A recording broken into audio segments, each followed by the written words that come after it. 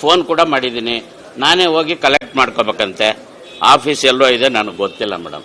ಯಾರು ಕಾಂಟ್ಯಾಕ್ಟ್ ಮಾಡಲಿ ನಾನು?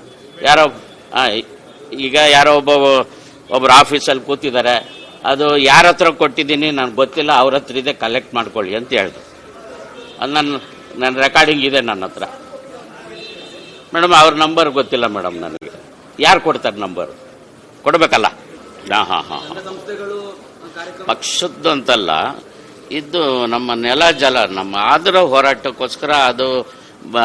ಆಮೇಲೆ ಚಿತ್ರರಂಗದ ಒಂದು ಉಳಿವಿಗಾಗಿ ಏನು ಮಾಡಬೇಕು ಅದನ್ನು ಒಂದು ಪೂರ್ವದಲ್ಲಿ ಒಂದು ಮೀಟಿಂಗ್ ಕರಿಬೇಕಾಗಿತ್ತು. ಯಾರು? ನಿಗಮ ಮಂಡಳಿ ಅಧ್ಯಕ್ಷ ಯಾರು? ಸಾಧಕ್ ವಕೀಲ ಕರಿಬೇಕಾಗಿತ್ತು ಅಲ್ವೇ? ಮೊದಲೇ ಕರಿಬೇಕು.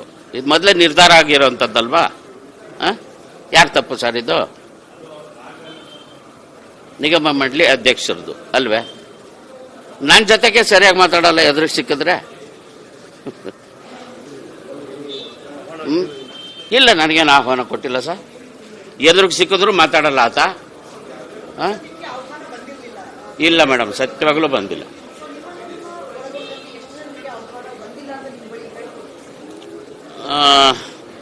ನಾನು ಯಾರನ್ನೂ ನಾನು ಕಾಂಟ್ಯಾಕ್ಟ್ ಮಾಡೋಕ್ಕೆ ಹೋಗಿಲ್ಲ ಮೇಡಮ್. ನಾವು ಹಿರಿಯ ಕಲಾವಿದರು, ಆಹ್ವಾನ ಬಂದಿಲ್ಲ. ಎಷ್ಟು ಜನ ಹೋಗಿದ್ದಾರೆ ನನಗೆ ಗೊತ್ತಿಲ್ಲ ಮೇಡಮ್. ನಾನು ಹೋಗೋದಕ್ಕೆ ನನಗೆ ಪಾಸ್ ಬೇಕಲ್ಲ. ನಾನು ಹೋಗೋಕ್ಕಾಗಿಲ್ಲ. ಪಾಸ್ ಕೇಳಿದ್ರೆ ಏನು ಮಾಡಲಿ ಮೇಡಮ್ ಅಲ್ವಾ?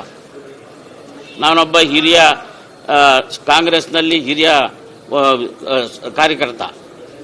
ಸನ್ಮಾನ್ಯ ಎಸ್.ಎಂ. ಕೃಷ್ಣ ಅವರು ರಾಜ್ಯಾಧ್ಯಕ್ಷರಾಗಿದ್ದಾಗ ನಾನು ಅಧಿಕೃತವಾಗಿ ಕಾಂಗ್ರೆಸ್ನಲ್ಲಿ ಕೆಲಸ ಮಾಡಿರೋದು ಉದಾಹರಣೆಗಳಿದೆ ಬೇಕಾದಷ್ಟು.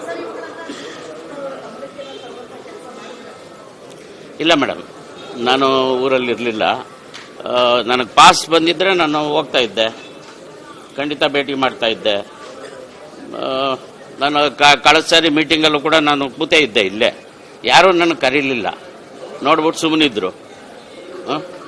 ಏನು ಮಾಡೋಣ?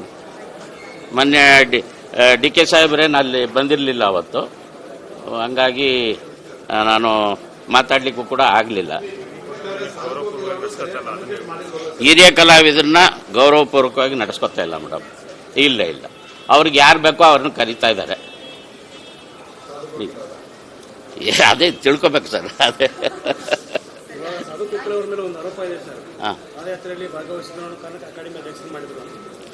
ನಾನು ಎಷ್ಟು ಹೋರಾಟಗಳಿಗೆ ಭಾಗವಹಿಸಿದ್ದೀನಿ ತೋರಿಸ್ಲಾ ಸರ್? ನಾನು ಉದಾಹರಣೆಗಳು ಕೊಡ್ಲಾ?